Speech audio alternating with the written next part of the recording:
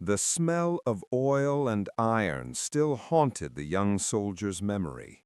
Private James Holloway had grown up listening to his father's stories of the Great War, the first one, the one the world has sworn would end all wars. His father had returned from the trenches of France with a limp, a faded photograph of his platoon, and a promise that his son would never have to fight in the mud as he did. But 20 years later, the radio crackled with the voice of Roosevelt, and that promise dissolved into the roar of marching boots once again. James was 20 when he crossed the Atlantic in 1943. The faces around him were pale with fear, yet carried the same steel his father once described, the quiet courage of men who knew they might never come home. The ocean was endless, gray like smoke, and when the ship docked in England, the air was filled with sirens and hope. "You'll be landing in France soon," the captain had said. "History likes to test families twice." In the darkness before D-Day, James took out his father's old compass, rusted but still true, and whispered a prayer. When the ramp dropped at Omaha Beach, the sea turned red and the sky screamed with thunder. Bullets cracked through the surf, and every heartbeat felt like eternity.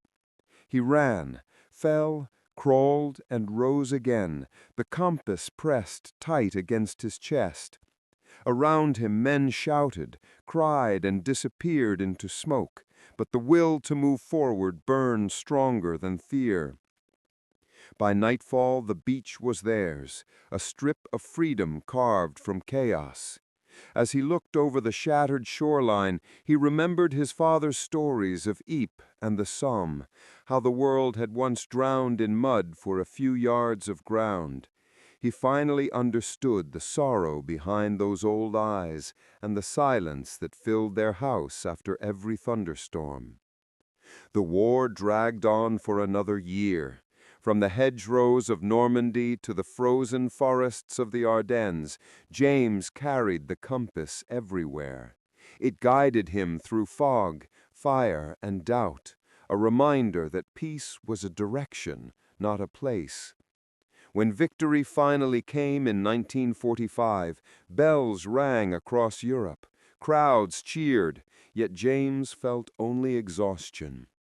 In Berlin, he saw children scavenging in ruins, women carrying buckets through streets of ash, and he wondered if his own children would someday hear new drums of war.